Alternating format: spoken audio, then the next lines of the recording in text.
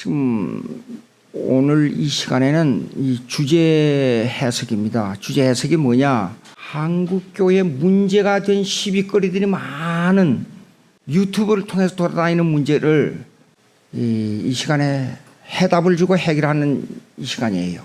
근데 그 중에 하나가 성경은 하나님의 말씀이고 사도신경은 성경이 아니기 때문에 성경이면 다지 왜 사도신경을 신앙 고백으로 하느냐 하는 문제입니다. 그런데 그들이 주장하는 내용에 있어서 두 가지 문제점을 제기합니다. 첫째, 성경의 문자에 대한 문제입니다. 성경 하나님의 말씀만이 하나님의 말씀이고 사도신경은 인간이 만든 교리이기 때문에 그걸 신앙 고백으로 해서는 안 된다, 이런 생각이에요.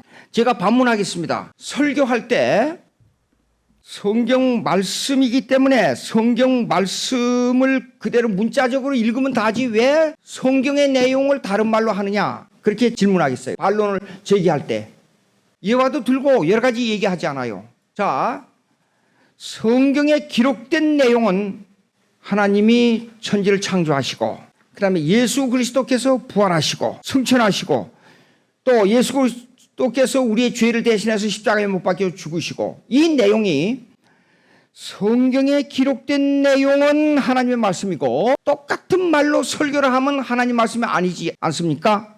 대답을 해보세요. 그 내용은 성경 말씀에 나온 그대로 제가 설교 중에 말씀했기 때문에 이 내용은 두 개가 똑같은 거예요. 제가 설교한 거나 성경에 기록된 거나 성경을 하나님의 말씀으로 받는다는 것은 그 전달된 메시지가 하나님께서 전달하고자 하는 내용에 틀림이 없다. 그것이 성경주의예요. 글자를 섬기는 거 아니에요. 이거는 하얀 것은 종이요 검정 것은 글자라. 그것은 하나님 말씀을 섬기는 게 아니고 하나님께서 죄인을 대신해서 예수님을 이 땅에 보내셨다, 그 내용이 하나님 말씀이에요. 그렇기 때문에 우리는 하나님의 말씀을 내용으로 받지 글자로 받는 게 아니에요. 그러면 사도신경은 뭐냐? 성경을 그대로 요약해서 옮겨놓은 것이기 때문에 성경의 빼대를 옮겨놓은 것이 사도신경이에요. 자, 삼일체 나오잖아요. 천지창조 나오지 않아요? 예수님의 동정녀 탄생, 십자가에 죽으시고 부활하시고 승천하시고 심판하시고, 예, 교회에 대한 문제가 나오지 않아요. 예. 그렇기 때문에 이건 성경 말씀을 그대로 옮겨놓은 거예요. 만약에 사도신경을 거절하게 되면 어떤 현상이 벌어졌느냐? 2세기 직후부터 2세기, 어떤 의미에서 2세기부터 시작됐다고 봐야 돼요. 2세기부터 이 사도신경은 신앙 고백으로 채택한 두 가지 목적이 있습니다. 첫째, 세례. 세례 받을 사람이 이것을 신앙 고백을 하지 않으면 세례를 받을 수가 없어요. 기독교인이 되는 첫째 관문입니다. 두 번째, 이 사도신경을 거역하게 되면 이단으로 규명했어요. 성경을 요약해 놨기 때문에 이단이 된다는 것입니다. 어떤 의미에서 이 사도신경을 반대한 사람들은 성경을 반대한 사람들입니다. 하나님의 이 기록된 요것만 성경이고 이 글자, 이 종이 요것만 성경이고, 사도신경을 반대하는 것은 내용적으로 들어가면, 아까 내용이라 그랬죠. 내용적으로 들어가면 성경을 반대한 사람들이에요. 왜 사도신경이어야 되는가 하는 것은 성경에서 유추해내야 돼요. 왜 사도신경이가 되는가? 성경에서 유추해낸다는 말은 뭐냐 그러면 사도들의 신앙 고백을 우리 걸로 한다. 자, 물어보겠습니다. 우리 어머니가 49년 전에 세상 떠났어요. 근데 갑자기 천국에 갔다가 천국에 가서 보니까 너무 좋아요. 돌아왔어요. 49년 후에 돌아왔어요. 그래서 제가 자란 우리 동네에 가서 동네 사람들에게 우리 어머니가 여러분 하늘나라에 가면 이렇게 좋아서 엄청나게 좋습니다. 그러니까 예수 믿으시오. 그러면 우리 동네 사람들이 다 예수 믿을 것 같아요? 아니에요. 성경이 뭐라고 말하고 있느냐에 따라서 결정돼야 돼요. 그것이 사도신조가 말하는 겁니다. 자, 누가복음 16장 30절. 사도신경은 인물사로 볼 때 인물의 정통성을 가지고 있어요. 즉 성경을 기록한 인물의 정통성이란 말입니다. 사도신경은 무슨 말이냐 그러면 누가복음 16장의 이 사건은 신약이 형성되기 전이었어요. 그러면 인물의 정통성을 볼 때는 구약이 어떻게 누구에 의해서 기록됐어요? 모세와 선지자들에 의해서 기록됐어요. 그러면 죽은 사람이 살아나가지고 복음을 전하는 것보다도 더 정확한 복음은 뭐냐? 인물사로 볼 때 모세의 말을 들어야 되고 선지자들의 말을 들어야 돼요. 그러면 신약에는 어떻습니까? 왜 사도신조입니까? 그러지 않아요. 에베소서 2장 20절.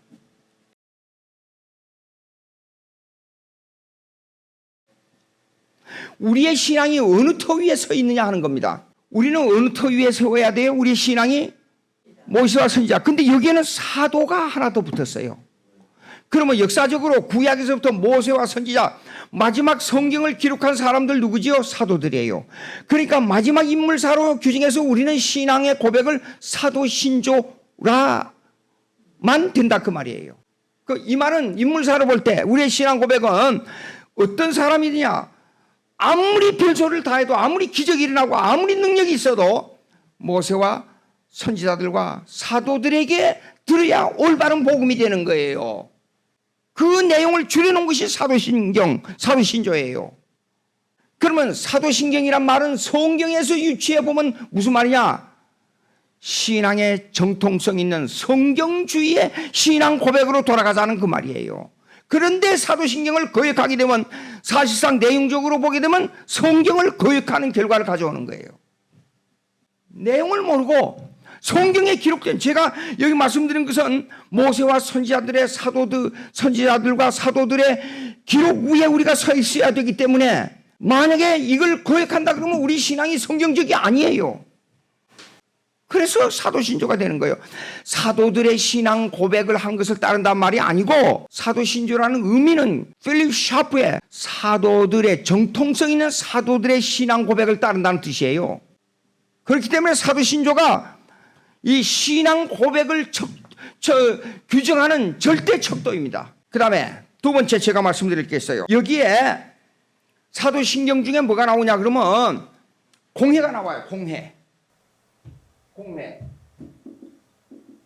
공회라는 말이 여기요, 그때 당시에 캐톨릭이라는 말을 공회라 그랬어요. 그렇기 때문에 이것을 천주교의 것이 사도신경이라 이렇게 말하는데 이거는 너무나도 무식한 얘기입니다. 교회사를 너무 모르고 있기 때문에 그래요. 사도신조는 2세기가 지나고부터 시작된 거예요. 로마 캐톨릭이 만들어낸 게 아닙니다. 예? 그런데 캐톨릭이란 말 속에 교회론이 들어있어요. 공회니까. 그러면 교회는 어떤 교회냐? 우주적 교회가 있어요. 그것이 캐톨릭이에요. 예? 그럼 우주적 교회는 천상의 교회예요. 천상의 교회. 하나님만 아는 교회. 그러니까 이거는 창세 전에 예정론에서 선택받은 사람들의 모임이에요. 창세전.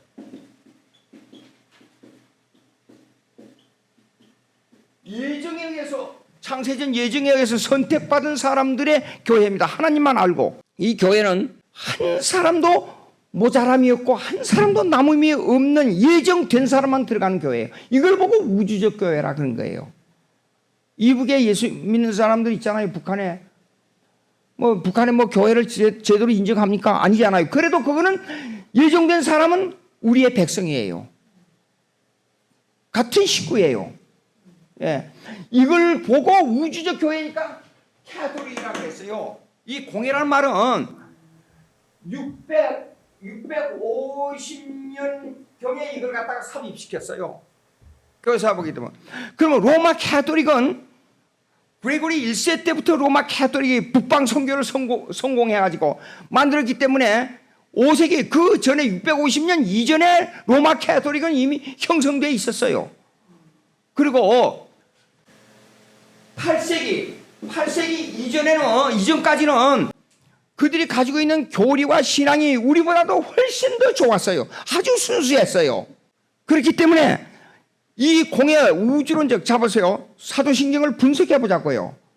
천지를 만드신 하나님 아버지를 맺사오며 예수, 그러니까 신론이 나오지 않아요. 하나님. 그다음 예수 기독론, 왜 기독론이 그 많은 양을 차지하느냐? 그때 당시에는 로마가 이 정부가 세계를 지배할 때에 기독교인들이 엄청난 센세이션을 일으켰잖아요. 그것 때문에 이것들이 퍼져가지고 로마 정부를 어떻게 침범할까 봐서 70여 년 동안 팔레스타인에서 그 예수님의 부활한 사건이 못 나가도록 봉쇄를 했어요. 그런데 예수님의 명령은 뭐예요? 예수님의 명령은 땅끝까지 복음을 전하는 절대 명령이 성교 명령이었어요. 그러니까 이것들을 퍼쳐나가게 하기 위해서 하나님께서 예루살렘 성을 티토 장군에서 파괴 작전을 해가지고 유대인 크리스찬 예루살렘에 있는 기독교인들이 전 세계로 퍼져나게 만든 거예요. 그래서 사실 그 영향 때문에 로마 캐토릭이 생긴 것도 그 영향이 근원적으로 파고들면 그 영향이 있다 그 말이에요.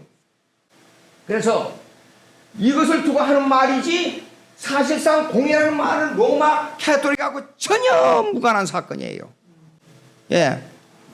그리고 이것이 8세기에 들어와서 2세기부터 8세기에 들어와서 이 사도 신조가 완성된 거예요. 그러니까 어떤 의미에서 8세기라는 것이 상당히 기점이에요. 8세기 이전까지 이 교회론이나 삼일체론, 그 다음에 종말론, 교회론이 정통성을 유지하고 있었으니까. 그 다음에 두 번째, 지상교회. 이거는 천상의 교회가 아니기 때문에 이거는 보이는 교회예요. 보이는 교회는 지상교회이기 때문에 때로는 문제가 있기도 하고 안 믿는 사람도 들어와 있어요. 그러나 천상교회는 오직 믿는 사람만 들어와 있기 때문에 그래서 천상교회를 왜 하냐 그러면 공회라 그래요. 이거는 완전한 한 사람도 모자람이 없고 한 사람도 남음이 없는 하나님의 백성들만 모이는 교회이기 때문에 우주론적 교회라고 칭할 수밖에 없는 거예요. 그리고 이 지상교회도 이것은 하나님 나라의 모형이에요. 모형. 예. 그렇기 때문에 교회가 중요합니다. A라는 지역에 교회가 있고 B라는 지역에 교회가 있어요. 그런데 B라는 지역에 약간 잔물로 들어있어요. 그러나 그 속에는 하나님께서 선택한 백성이 있어요. 나쁜 사람들이 들어왔을지라도. 그렇기 때문에 참다운 교회로는 뭐냐면 공회라는 말을 써야만 되겠어요. 처음에는 캐톨릭이란 말이 아주 순수한 위치에서 이런 의미에서 썼어요. 예. 그런데 중세 로마 캐톨릭이 타락하면서 10세기 이후를 넘어가면서 차츰차츰 급속하게 타락해가면서 이 교회를 우주론적 교회를 자기의 전인물로 생각했어요. 로마 캐톨릭이. 예. 그래서 참다운 교회가 못되고 종교개혁이 일어난 거예요. 난 가끔 이런 생각을 해요. 왜 종교개혁으로 말미암아 이렇게 순수한 우리의 교리를 가지고 있으면서도 이거에 대한 칼빈 덕분에 루서, 칼빈, zwingli 덕분에 우리가 이 땅에 살면서 이렇게 복음을 마음대로 받아들일 수 있는 여건이 있는데 왜 그들을 반대하는가? 나는 그것이 의심스러워요. 칼빈 때문에 이렇게 아름다운 교리를 우리가 받아서 공부하고 있고 성경을 이해하는데 이 엄청난 도움이 되는데 왜 칼빈을 욕하느냐 이게 내 말은. 두 가지 다시 요약해 드립니다. 사도신경이란 말은 성경에 없다. 그 말이 틀렸다. 왜냐? 우리의 신앙 고백은 인물의 전통상으로 모세와 선지자들과 사도들의 터 위에 세웠기 때문에 성경에서 말씀하고 있기 때문에 성경만이면 다다 하는데 성경에서 말씀하고 있는 사도들 주의를 지금 도역하고 있잖아요. 이런 모순이 어디가 있어요? 또 교회론을 이해를 전혀 못하고 있어요. 교회는 보이는 교회만이 참된 교회가 아니라 천상의 교회, 보이지 않는 교회, 예정된 백성들만 들어가는 곳이 그저 순수하고 정확한 교회라는 걸 알아요. 그러니까 공회라는 말을 쓸 때는 로마 카톨릭에서 먼저 쓴 것이 아니라 처음부터 성경이 말씀하고 있는 이 말을 써야만 되도록 돼 있었다. 기도하십시다. 하나님 아버지 감사합니다.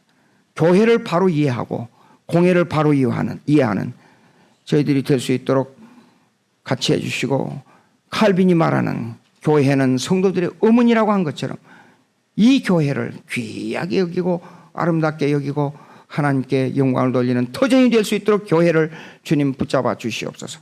예수님의 이름으로 기도합니다. 아멘.